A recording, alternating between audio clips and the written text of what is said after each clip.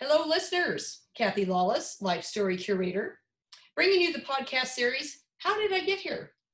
A series of interviews designed for people just starting out in their careers, people in transition, or possibly feeling stuck, and giving them access to the stories of people who have been there, done that, so that they might be inspired with some new ideas, or maybe just comforted knowing they are not alone. That everybody starts somewhere and everybody goes through times of transition and times when they feel stuck. Today, I'm very excited to be interviewing Stephanie Klein. Welcome, Stephanie. Well, thank you. And Stephanie is a founder, or she is the founder and president of Experience Factor, which we'll get into in a bit here. But as you know, listeners, I always like to start with the icebreaker questions so that we get to know Stephanie. We get to know, Stephanie, if you'd share where you grew up, how many siblings, where you were in the birth order, and kind of how you think that shaped you as a young person then into adult. So I'm actually a native of Colorado. Me too. Yeah, that's right. My dad actually was in the Air Force Academy. Today's Veterans Day. Yes. For a minute, he was there. So I was born at the Air Force Academy. And then when I was about 2, we moved to Denver. I've been here ever since. I'm the oldest of 4 girls. Wow. And I guess what I would say is that, I think there's a lot written about birth order, and I probably fit into that as the oldest. Heavy responsibility, heavy drive. So I think my sisters, and I'm also tend to be the camp director of all of our family events and major holidays. So I think if all that is what a firstborn is, then check, and check. Awesome. That's exactly, I got to say, as I've done this, I've been really intrigued by the whole pattern of birth order. And it is so crazy how it plays out that way. And then you get into the whole blended families, people who I was the oldest, and then, parents when remarried, and then I became the middle, or that's interesting. Anyway, it's been very interesting. So, well, thank you for sharing. So check on all of those features. Yeah. So what did you do as a young person then? What were your activities? I feel like I'm an older gal now. I'm at 52. And so when I think about being raised in the 70s and early 80s, it was very different than now. I am probably much more of a helicopter parent to my kids than my parents even knew how to spell helicopter. So kind of roamed the neighborhood. So I would say I didn't really develop many hobbies of anything until I got to high school, and a group of my friends, we decided to join the lacrosse team, which was a brand new sport for Colorado. Now girls lacrosse is a big deal, but way back in the early 80s, it was not a thing. And so that was probably the first time that I was in an organized sports culture or experience, and had the pleasure of working with a demanding, hard, gifted coach. And I know how important sports can be from what it teaches you. And I was really fortunate that the woman who was actually from the East Coast and went to like Smith College and played lacrosse back east, landed in Colorado and kind of took this ragtag public school group and tried to form us as girls and as a formidable team. Yeah. Successful. It was great. A group of girls never really even knew what lacrosse meant or what it was, and now she's taken it from 0 to 60. Wow. Yeah, she did. It was good. It's the kind of the standard I hold for coaches, and always hoping that my own kids have the chance to really work with a good coach who really does it for all the right reasons. So anyway, great experience. Yeah, great experience. Well, did you do theater or dance or sing or anything like that? No. I tried my hands at all those things. I'm not naturally good at anything physical. So even like lacrosse, I remember my first, so funny. I feel like the first year I won an award for most improved, which meant that I could finally like run and catch the ball at the same time, which is kind of what you're supposed to be able to do day one. But then by the time I was a senior, I was starting and on varsity and kind of figured it out. But I'm a slow physical learner. I have to do things many times until I'm not a natural at any of that. Now, are you a great student though? Or are you a good kind of learner? No. I kind of going back to the anti-helicopter parents, my parents got divorced too when I was like 13, and they were very busy with their own worlds. So there was just really not a lot of structure for me at all. And definitely show me your friends, I'll show you your future was a really big theme that ran through my life in high school and junior high school, and frankly, even college. And the pack that I ran with, luckily by the grace of God, were smart student athletes that cared about their grades. Their parents were involved. And so I just kind of kept in that milieu, and it kept me somehow focused and able to get through, but kept to my own devices. I would be probably a drug addict somewhere, dropped out under a bridge, because I just didn't have natural capabilities in a lot of things. I always had to work a little bit extra to figure things out. So my best friend's parents were really like my parents. Wow. Yeah. So for you though, hard work, but good friends influenced you. You had good role models, good coach, and so yeah, thank goodness. Yeah, no shit, no kidding. Yes. And actually, to double down on that, the people that were my close friends then are my closest girlfriends now. So I'm really lucky I have my pack that have known me since I was in junior high school. And we still, all our husbands get along, our kids have been raised together. So we're really lucky in that regard. Very cool, very special. Okay, yeah. Introvert or extrovert? I would say extrovert. Like heavy on that side? I'd say heavy on that side. Heavy on that side. Okay. On the fun meter, scale of 1 to 5, 1 being couch potato and 5 being the life of the party, where do you put yourself? I'd say 4.85. 4.85. I think that's my first 4.85. You're not going all the way to 5? I'm not going all the way, because there are times when I kind of sit back and I don't have to be the life of the party, and I can kind of put a little space in there before I act on any impulse. But I would say that if we're in a group of people, I do not feel comfortable sitting on the side. I have to jump in and engage. And usually I start it, initiate, and actually create the party in the first place. Ah, okay. So so you're the starter of the party and the life of the party. Okay. Most sometimes. I won't say I'll give it a 4.85, not a 5. On the risk meter, 1 to 5, where do you put yourself? 5. And Yeah, is that personal and professional? Yeah. Yeah.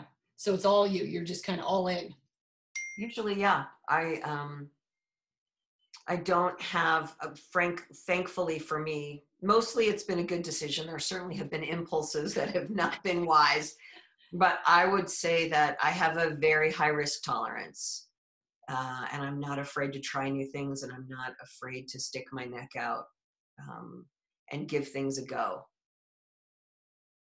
All righty. Well, that's very interesting. I love how all these questions kind of give us some insight into who you are. Yeah. And so let's talk a little bit about what it means to be the founder and president of Experience Factor. And then we'll get into, how did I get here? So unfortunately for the listeners, and fortunately if you're starting out or depending on where you are in your career, one thing I know for sure is that where you start is never really where you end. And being adept and flexible to change and adapt your business model to what the market is telling you is really important. And it's super hard, and it can be amazing. And sometimes you feel like you have the tiger by the tail, and other times you feel like you definitely are being the tail getting wagged by a dog. And it just depends. So when I started my company in 2004, so 16 years ago, almost 17 in January, my company was actually called the Boomer Group. And we started with this idea that most recruiting firms, which is what Experience Factor is are run by young people for young people. They tend to be run by people in their 20s and 30s, and they place people in their 20s and 30s. That is kind of staffing. And I had some experience before I started the company that there was value in placing more experienced workers because of their maturity and their experience. And so I started, actually, the Boomer Group was the way it first started in January of 2004. We placed baby boomers. And that was one of those times where I kind of just stick my neck out, kind of put my house on the line, get an SBA loan, write the business plan, find an office, get the phones, the computer, and market something that was brand new back in the day. And I did that with really good success. And I would say success in that we learned how to make it. We learned how to market ourselves. We got access to a lot of great companies because it was a different message than the other recruiting firms, which was great. And then in '08, I'm not sure if you remember, we had a little recession. Yeah, just a little one. That little tiny change in the economy. And unfortunately, during that time, there were kind of a few contributing winds of change that were going on. One of those significant changes was that there was a lot of noise around baby boomers. And I had been really involved in that community. I'd spoken about it, and being a younger than a boomer and marketing the value proposition of a boomer was really compelling. And I got money and I got clients and I was a speaker and I was very involved.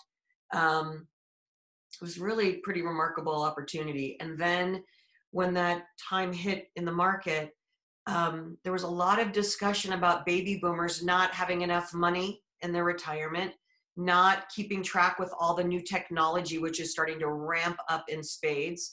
I mean, we take it for granted in 2020 that everything is technology based, but in 2008, we were still kind of, not everything there was no Zoom. You were using, your website, but maybe they were blogging a little bit, but it wasn't like it was today. And there was this kind of, anytime the economy starts to spin out of control, people are looking for whose fault it is and who, the media starts playing, who's the problem, what caused it, what are we going to do about it? And one of the things that happened was that there was some swirling around about older workers not being kept up, not having enough savings. And they were actually called the silver tsunami at the time. Like the silver tsunami was going to take everything and roll the whole economy over. We'd never recover. So that was one factor going on. Wow. The second interesting thing is that, I'm going to back up 1 second because I think this is a really salient point. In 2006 or 7, and I can't remember, we had a really interesting financial services client downtown. And we had kind of proposed to them, and I'm kind of simplifying, that we were going to send in baby boomers at the end of every quarter when their high net worth customers would call in and have questions about their 401k. So this is before everything was online. You could get your statement. We were just starting to get our statements in the mail, and maybe you could get online technologically to see how your 401k was. Mm-hmm. But in 2008, their high net worth customers who had a lot of money in their 401k tended to be older, tended to not use technology, and tended to want to call into the call center at the end of Q4 every quarter and be like, what's my statement? How's it going? Am I losing or gaining? Why? What? And most call centers are run by young people. So when those Q4 times would happen, the young people would be like, oh my God, all the old people are going to call in. And all the old people would be like, this Timmy, Tommy, Joshy, Becca, Michaela do not know how to answer my calls. They don't even understand what my issues are because I'm 65 and they're 24. Yeah. Yeah. So the financial services company was like, great idea. Let's bring boomers in to answer these calls because they can empathize. A lot of them were financial services professionals earlier in their career. And it was a marriage made in heaven. The employees that we would send out quarterly were like, we love feeling valued. We know we're making a difference. This is perfect. But once the call volume kind of stopped after the end of the quarter, they would go. And then they'd come back the next quarter. So it's just one little story, one little white paper we were going to write about the value proposition of this experienced workforce.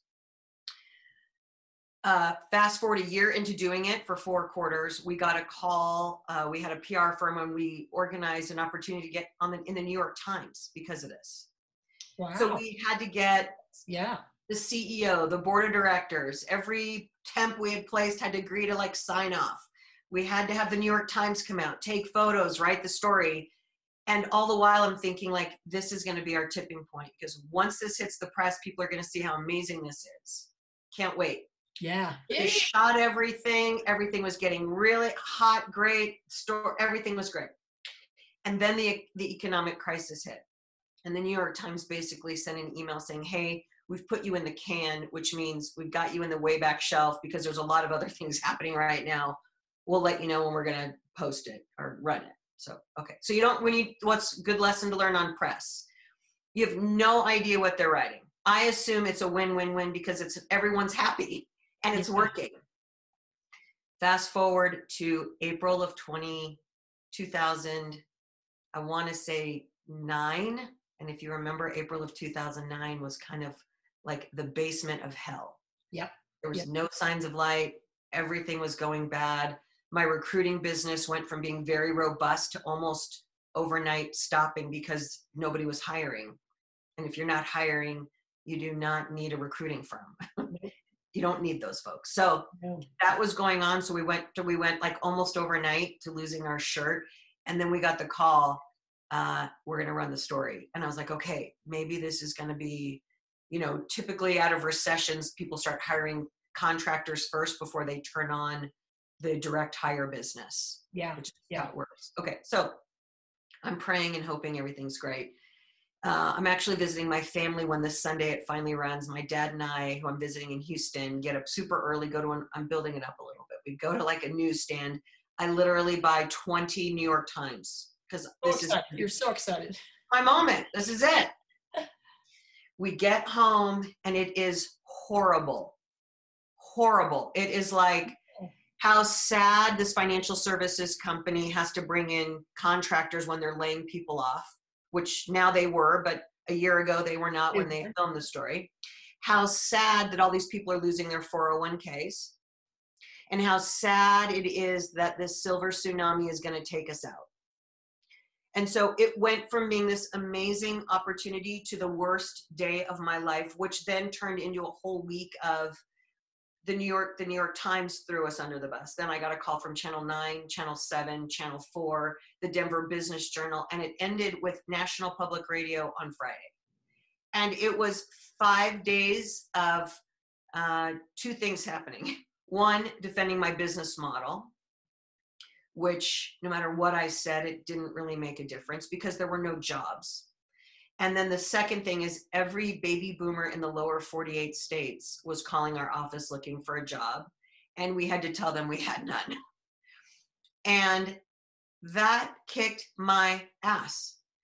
And then I had to have a decision, like, is this a business model that I need to stick with? Is it work? Is it over? Did I not market it right? Is it going to take me out? What should I do?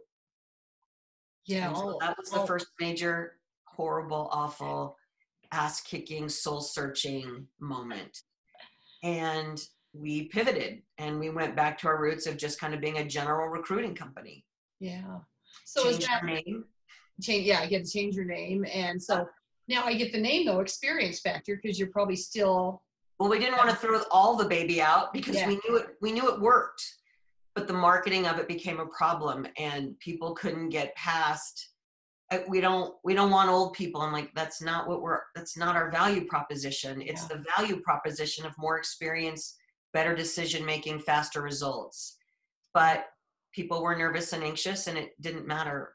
And I learned a really valuable lesson that when we started the Boomer Group, I think I got very carried away with, I knew that the product or the people were great, but I did not have a handle on how it would translate to business. So, that whole thing of like, build it and they will come. Yeah. Not in the business world. In the business world, you really need to know what your clients need and want. Sometimes before you can say, here's this product that nobody really understands or really gets or needs. Their perception is they don't need it. Yeah. Well, it sounds like you did that when you created the quarterly, the Boomers went in quarterly to solve a very unique problem that client had. It's just unfortunate how it got spun and how things changed in the world and the perception. And it's crazy. I love how you though have this, you can look back and see how all the pieces fit together. But my guess is when you were going through it, it did not, that it wasn't as clear what was going on. No. And it was a lot of really dark nights of like, maybe I made a huge mistake, or listen, I've leveraged everything in my life to make this happen. And is it me, or do I need to market better? Is it, do we keep trying to fight the fight, or do we let it go and pivot?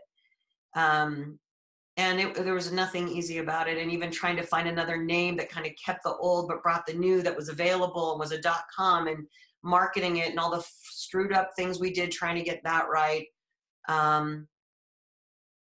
It was hard. And I mean, I can look back on it now because it was 10 years ago, but I can tell you at the time, it was a lot of dark nights. Like, I know this makes sense. Why can I not get the market to understand it? But at some point you have to, if you have to fight that hard to explain your business model, you probably need to have a different business model. That's true. Good point. If you have to explain your business model versus you're just an automatic solution, or your innovation, or you're automatically the draw. Well, and I think there's a lot of mixed messages around this, because if you look to, say, Steve Jobs, it's like there's a whole thing about, you have to create things before your customers even know that they want it or need it. And then you have to, but that's kind of what I was thinking, like, wow, this is the reason no one's done this, is because look at all, this should all work. I mean, the economics show that by 2008, we were going to have way more jobs than available people. And the value proposition makes total sense, except it didn't land. So we pivoted, and we had people that were angry at us. Older people thought we were abandoning. I mean, it was just like horrible, and definitely some dark hours in that process, for sure, having to lay people off and furlough my team. And we went into the year at 90 miles an hour, and then it was a full stop. So we rebranded. And then, probably had another pivot in 2014, which I had to learn a bunch of other lessons, which is fantastic and horrible. And then we get to 2019, actually, and we were doing really well, kind of stabilized, found our niche, doing well. And we outsourced our payroll to a third party, like an ADP, like a Paychex, except they were much smaller. And the CEO of their company was, unbeknownst to us, in deep shit with his creditors. And he stole payroll from us, along with 200 other recruiting firms who they did business with. What? Oh my God. Yeah. And so overnight, actually the morning I was getting a hysterectomy in the hospital, I came out of anesthesia, and my phone was blowing up with people that were like, why wasn't I paid? Where's my money? It was horrible. And that debacle, nothing I could have foreseen. We lost 50 grand almost overnight. We had to deal with the FBI, the IRS. And you had to come up with another 50 grand to pay everybody. Well, it was just our reserves. Like, I had the money in the bank for a rainy day, and it was dumping rain and lightning and thundering, and it was gone. And hail. And a tsunami. Oh yeah. My gosh. It was all. Oh. And then that was really like one of those moments too, like, oh my gosh, here we go. Like, another thing outside of my control. I have to figure out how I'm going to respond, and do we pivot, and what does that mean? And then we kind of picked ourselves back up and started moving forward again in January of this year. And I'm not sure if you've heard of this thing called the coronavirus, Kathy. It's a little bit. I've heard just a little bit. I think there's been some small news information about it, and how it is upside down to everything. And once again, impacts hiring, because companies are at a full stop, most of them, unless they're Amazon and a few other companies. But getting everybody to go home. We usually average about 3 to 4 senior level direct hire jobs a month. And we have about 30 to 35 temps out at any one time. That's kind of the flow of our business. Mm-hmm. And in March, all steam ahead, everything going great. And then by April 6th, every temp was let go but 5. And every direct hire senior level executive search was either canned, put on hold, and jobs were rescinded. We lost everything overnight again. Wow. So when I tell you, anybody who is listening, and Kathy and I were talking about this a little bit earlier, like what you see people's front of the house, how they look on LinkedIn, the stories that they tell, you never really understand the back of the house. But the more you talk to people who have owned their own businesses or organizations, there's way more back of the house drama than you will ever know, because there's so much out of your control. Yeah. So much control. It takes so much to run a business. It really does. Really does. And you know, you just see it from your own perspective, but when you're the owner, when you're in leadership, you do see the ups and downs of it. And it is crazy how, you know, just, you know, the economy, the things outside your control, but then, you know, then a crazy thing like that, you know, the payroll company being, you know, embezzling is just, you never think that's going to happen. I mean, well, you know, what's so funny is that I was talking to another woman who has her small business in like financial services. And actually it's not that small, but she was like, oh my God, that happened to you? I'm like, yes. She's like, the same thing happened to us in 2014. I'm like, how can this still be? Why are there not more controls in place? So it does happen, but unless you run the business, you wouldn't know. Yeah. Yeah. And unless anyway, we're talking about it. Yeah. Anyway, so I would say that all of these things, when they, especially this last 6 to 8 months, really 12 months, 15 months now since last September 2nd, when all that happened with the payroll company, has been a very trying time. And I think when tough shit happens in a fast cadence, then you really start to question everything. Like, okay, is this one of those moments where you're going to dig in and get through, or is this one of those moments where you need to pivot again? Yeah. And depending on the day and the hour is a different answer for me. Still, because I'm not all the way through it. Like, you know, to your point earlier, Kathy, when you're like, sounds like you can put the pieces together now from 2008. Yeah, because it's 2020. Yeah. But right now, 2020 we're still fresh in a day two. I don't know if you know what that term means, but it's kind of like, it's actually, I'm stealing it from Brene Brown, but you know, when you go to a 3-day conference, the first day is exciting. You get your badge, your office supplies. You don't know what you're going to learn. You're all excited. And then day 2 of the conference, of a 3-day conference, is the worst day, because you have to do the work. You don't know when it's going to end. You're in a dark conference room all day with people you don't know. And it's the longest day of the conference. And you can't understand what day 3 is going to be yet, because you're not there. And so it just feels like me personally and our country are in a prolonged day 2. We don't know what's going to happen. Everything seems up in the air. I think in the last week, there's a few things that give us hope that a day 3 is coming, which is a vaccine, some strong, favorable data around possible vaccines, and the noise of the presidency, though not over, is over, relatively speaking, unless something crazy happens, which I'm sure it will, because it's 2020. Yeah, because it's 2020. Well, I love your analogy about this day 2. That's spot on. That's exactly how everybody's feeling. And then I think this summer, when the numbers started going down, everyone was probably thinking, oh, we're going to get to day 3, or things are better. And now, right, now things are peaking again. And now I'm back in this mode of, well, should I go out to lunch? Should I do this? Should I do that? There was a little semblance of normalcy there for a brief moment, and now there's not. Yeah. Wow. Yeah.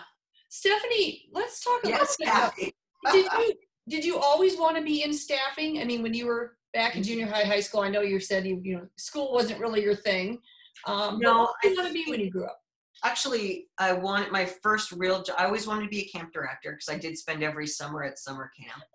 And being the oldest, because you already were for the family, right? So that was like a natural. And then I did want to be a physician for a really long time, because of the service and connecting with people and making a difference. And my dad was a physician, and so I thought, if he can do it, I can do it. But let's go back again to my academic prowess. And I got to my freshman year of college, and I had to do everything in my power to get a C- in chemistry. And I was like, if it's this hard at this level, when we get to organic chemistry, so I just knew that my natural born strengths were connecting with people, communicating, and organizing. That's all I had. And those are skills that we don't really give a lot of outside validation to. You'd much rather be an attorney. You'd rather be a mathematician, much rather have a hard skill set. And I do not have really any hard skill sets. I just have really strong soft skill sets. And so it was hard to know what to do with them because they don't outwardly, you're not compensated well for soft skill sets, especially when you start out. No. You don't find value in them and they're not valued. Though they're the most important, they're really not valued. And so I moved to San Francisco after college with some friends. And one of my guy friends, and I will not name his name here, though I don't think he or his wife will hear this podcast, but I don't know. He was the president of his fraternity, and he was he was just as bad as I was, but math was easier for him. And we moved to San Francisco, and he got a job with Arthur Andersen out of the gate, making great money. Mm-hmm. I graduated from CSU. I went to San Francisco, and they were like, "Do you want to be a secretary?" And I was like, "I do not. I'm not even a good typist. I cheated in typing class. I can't type. And I don't want to be anyone's secretary." But they were like, "You have no skills." And I was like, "That's a very good point." That is true. So I ended up pointing out the obvious. That's why I went to college. So don't my good looks count for anything? No. What did you major in? Communications, of course. Like, okay. What else do you do at CSU with no skills? But I actually also did have an interest in human resources because I met somebody who's like, "You'd be great in HR." Again, this is a long time ago, but it was like, it's business, which I knew I had an understanding of how things worked, and it's people and it's psychology all kind of married. Yeah. Like that I can understand. So my first job in San Francisco, my real first job, and there was lots and lots of false starts, I will tell you that, was I was in a file room at a big company in San Francisco in the HR department. And this is back in the day before technology. So imagine your bedroom filled with hundreds and thousands of employee files. And you would be in this closet, and there would be like a half door, like those split doors where like the top door is open and the bottom door stays shut. And the HR people would come and be like, "Stephanie, can I get Mary Smith's file?" And then I'd go back and hopefully learn how to alphabetize and get Mary's file, which they would then take to their desk and like, Mary was late 4 times, or put, Mary's out on leave of absence. And then they'd bring it back to me and I have to check it in.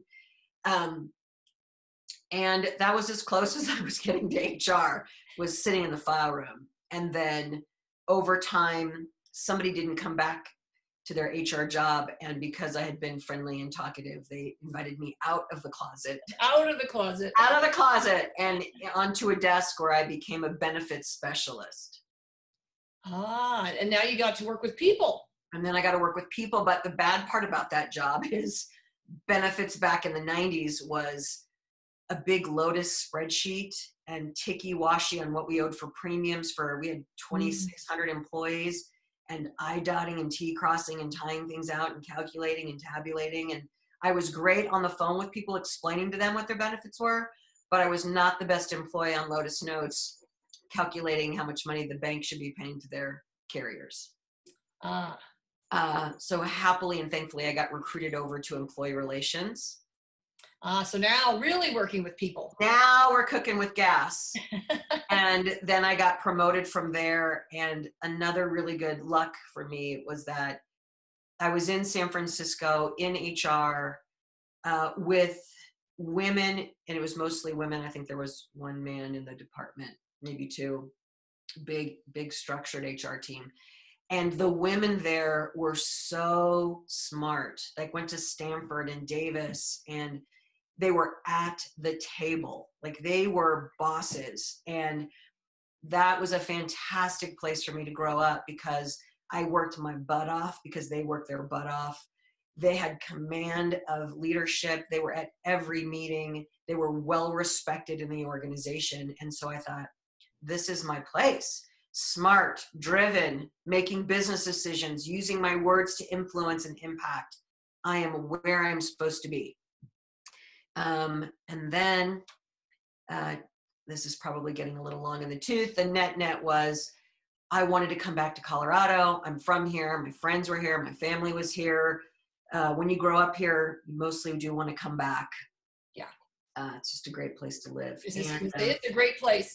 Yeah, great. And I gave 6 months notice, and I thought for sure I would come back and find a sweet job in Denver because of these amazing good looks and also the skills that I had picked up, which at the time were like really good. Like I could articulate my value proposition very easily.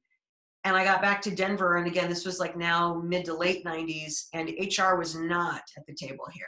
It's still, Denver was I didn't realize what a cow town Denver was until I came back after being in a big city. And I was like, oh boy, we are 15 years behind the coasts when it comes to everything. Wow. Really? Yeah. Interesting. So I would interview for jobs, and the jobs were, I guess the best way for me to say it is they were not impactful roles. They were like, yeah, you can be at the table, but you'll be at the table down the hall with all the paperwork. And if you could make sure that benefits are processed correctly and you can keep us out of jail, that'd be great. And I was like, well, don't you need someone at the table to talk about talent management and strategy and da-da-da-da? And they're like, no, we got that. So I couldn't find like a really good job at all. And the net of that is that I ended up getting a call to join a recruiting company. And I was like, I'm not interested. I'm an HR executive, not a staffing person.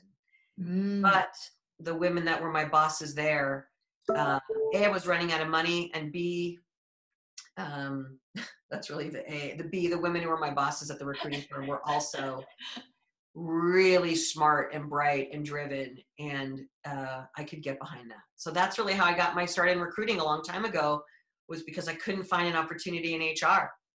So I pivoted again. Once you got in it, you probably saw that it was more than just a staffing. Oh yeah. Oh yeah. But it took a minute, took a long time.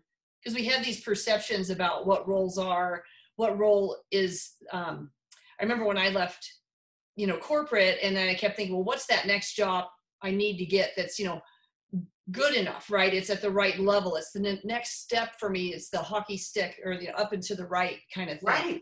And that looks good to the external as well as I'm satisfied and challenged and excited about.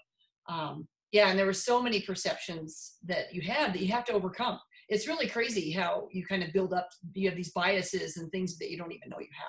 Well, and I think also it's a really good segue into, again, the perception, who are you trying to please? Is it you, or is it some external view of what you're supposed to be doing? And also, I think the thing I've learned for sure is that there's no such thing as, except for a very small group of individuals that have a lot of luck and leverage, there are very few people who have the growth hockey puck to the right forever. Yeah. I think I know two people that I'm just like, they have the gift. Gods have given them the luck and the right product at the right time with the right, environment. But most people, that hockey stick is nothing. Like, it's just up and down, and you hope you're trending in the right up direction. But there's even running your own business. I've already, I've told you how horrible and hard and amazing and challenging and rewarding and frustrating that has been. And I think everyone's job career too, it's just, you're not in control of a lot of things. Your perceptions of things are typically off, and you have to keep feeling and finding your way forward. Yeah. Well, I tell you, that's what I've been learning with this podcast. And one of the reasons that I do the podcast is that I want people who are stuck and in transition to have access to that. I remember when I was in what I call transition, but I didn't like to call myself in transition. I found a term called, I was a free agent. It felt more empowering to me to be a free agent. What am I looking for? I'm a free agent. I'm available. That versus transition, which means I don't know what I'm doing. Anyway, that's what it meant to me. I felt like that. And so, Kathy, it's so funny how important words are and how you label things. And I think the other thing I would say that's really important that we lose as we get older is we lose our growth mindset. We get very fixed in, this is what I do, this is what I don't do, this is how the world works, this is how things are. And having that resiliency and that growth mindset to consider other things and to not get locked into a label or a title or a function or a goal is really, really important. And I think that is something that we all need to continue to practice. And just kind of looking back and then projecting forward, because now I am in my 50s. And when I was in my 30s interviewing people that were in their 50s, I remember meeting half the people who were very stuck in what they did and what they thought they should be doing. And certainly after 2008, when so many industries were wiped off the map, like newspapers and media really started to unravel in 2008. That's really when we saw the biggest shift, I would say, from media, compared when we had the Denver Post and the Rocky Mountain News competing for business. And now, well, the Rocky's gone and the Denver Post is probably hanging on by a thread. Yeah. But there were just a lot of people that were in industries that have completely shifted. We've all had to shift. And so many people get very locked into what it was supposed to be or what it should be, and or hoping it comes back. And you've got to be really careful about that, because the world is moving super fast and it's changing, and you got to stay light on your feet and recognize when it's time to pivot and to let go versus clinging for dear life and getting angrier and angrier that it's not coming back the way you want it. Yeah. It kind of back to what you said about 2008 and how you knew you had the right formula, but no one was picking up on your formula. And you finally had to say, okay, I guess I got to give up on the formula. I think I'm being innovative, but maybe at some point I give up on my formula. So yeah. Well, Stephanie, this has been fascinating. I love this last bit about this growth mindset. That's so powerful, because I think of anyone who's in transition and stuck, that's probably where you need to be focusing is, what is my growth mindset and where are the jobs? What can I do? And how can I transfer my skills into that and be more transferable into those? I think what happens is that,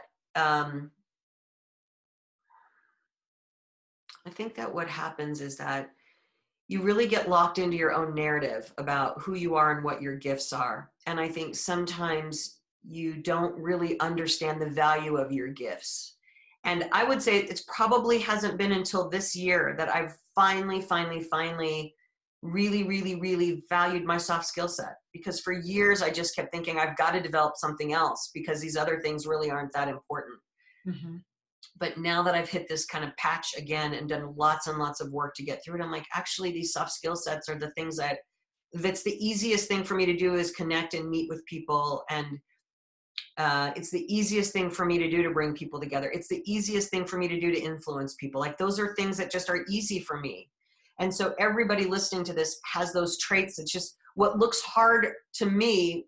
Let's see, what feels like play and ease for me might look like really hard work to somebody on the outside. And just like you, Kathy, you probably have some really good superpowers that it looks like would be like when you would articulate it to me, be like, holy shit, I could never do that. I don't know. I would love to be able to do something like that, but it's just not my natural way. Yeah. And so I think it's an important time when you're in transition or really thinking through, what got me here is not what's going to get me out of here, is to really think about what those gifts are and exploit them and really work through how do I leverage those into other areas. And it's very hard to do because we haven't even talked about looking for jobs and what that looks like in 2020. And we could go into that for another time, but that's not really why we're here today. But, that's the work of our second half, I think. When you have not had the hockey stick and you're not in some career that's going to last you till you retire, which most of us will not be anymore because things are changing so rapidly, it's super important to be able to figure out what you should double down on and how you can have a growth mindset about how you're going to use those gifts, rather than gritting your teeth and hoping you don't get laid off in a job you're not happy in and everyone knows it, including you.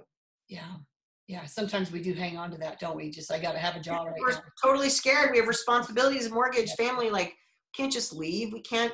It's not that simple, and it's not simple, but you have to do the work because everyone knows you when you're not happy and in the right job. Everybody. Yep. That's so true. Well, Stephanie, I could keep diving into this a little bit deeper, but we do have to start wrapping up. So yes, ma'am. I know you've already kind of touched on this, but maybe you have a little different perspective. But what do you think has served you best over your career? My ability to pivot and to be flexible and to really work on and develop my response to things. And can you tell us what does that mean, pivot? I mean, I know it's a really great word, and I get the moving of it. What does it look like for you when you do decide to pivot? Is it an aha moment? Is it do you read? Do you talk to people, or how do you decide that I got to pivot? I think that you have to do a lot of inside work and really know yourself, and you have to be willing to. What's that saying? Like, once you really see something, you can't unsee it, or once you really know something, you can't unknow it. Mm-hmm. And it takes a lot of self-awareness to be able to do that with yourself, and most people can't or won't. And so I've always been very practical about, like, this is not working. I'm trying everything I can, but it's not working. So what can I do differently? Or how can I, in between when something bad happens and my decision to act, is this little gray period that I've really worked super hard at, like, being able to really thoughtfully process that before I react. And that's probably my gift, is that beat in between, it's the beat in between 4.85 and 5. It's just that little bit of space. Sometimes it's a lot longer than a little space, but it's just that teeny little bit of time to really know myself. And I journal every morning without fail. And that's really like my own meditation. It's my very happiest part of my life, because it's my way of kind of restocking my own shelves and reaffirming what I know to be true about me and the circumstance. But just because I make a decision, it still might take me a year till I really can do something about it. Yeah. But at least when you journal, are you asking yourself a certain question, or is there a way that you can share a little bit about that, just so you can kind of get a sense of, well, how does journaling work for you? For me, it's a lot of different ways. Sometimes I'll be reading a really good thought-provoking book, and I like nonfiction. I like memoirs. I like philosophy, and I'll just read a quote that will strike me. And I'll be like, wow, that is really bothering me. And then I'll just write about it. And sometimes the writing is, I'll stop in the middle and be like, oh my, like this, just in the morning, I was like really, really into deep thought. And I looked down, and I took my manicure off a while ago, because why, I'm not going out anywhere. And I used to love having really pretty nails all the time, but now they're like stubby and yucky. So I was just writing, and all of a sudden I'm like, and look at my shitty nails. I hate having my nails done. And then now back to our regularly scheduled discussion, then I'll kind of get back into it. So sometimes it's nothing. It's just like, oh, my nails aren't nice. Or my daughter just got up. I wonder what's da-da-da-da. And then other times it just gives me uninterrupted time to get everything out of my brain so that I can really look at it. And then one other thing that I do, and I know we're really out of time, but this last 10 months has been a shit show, as I've expressed to you. Mm-hmm. And so one of the things I've done is I've done a lot of work internally this year to kind of figure out, like, everybody, who am I? What is this going to mean for me? What do I want? The pause has been so powerful in so many ways. And so I've just started going back and taking all the lessons that I've learned of the last 8 months and kind of going through and finding the real gems in what I found and kind of writing them out separately. And I'm like, holy cow, this has been an amazing year of growth. One of the hardest years of my life, for sure, but I have grown a ton. And so I'm grateful for that. Yeah. Wow. Well, that I think is a very powerful note, a powerful and inspiring note to end on. So thank you for sharing that. Thanks for having me on, Kathy. Love your story. I love this whole front of the house, back of the house thing, because that's what we need to see and hear, is that it is hard. And how do we get through the hard stuff? Life is hard, careers are hard, but we can do it. And many times it requires, the inside work, like you talk about. Sometimes it's outside work, talking with trusted advisors and friends, reading books, and having new concepts. I love this day 2 into day 3. And so hopefully we'll be closer to wrapping up day 2 here soon. April? Okay. Dang it, I know. Trust me, Kathy, I want it tomorrow. I think everybody keeps thinking it'll be, 2021, when the new year, we just got to get through 2020, get this 2020 in the rear view. And it's like, wow. I'm like, well, what's going to change when we wake up January 1? It's going to be the same stuff. So yeah, April, I'm afraid. It's my guess. April is earliest, probably. Okay. Well, Stephanie, again, thank you so much. Thanks, Kathy. Story. You never know who needed to hear this today, and they're really going to be inspired and hopefully comforted knowing they're not alone. So thank you, Kathy. My pleasure. Thank you for the opportunity. thank you.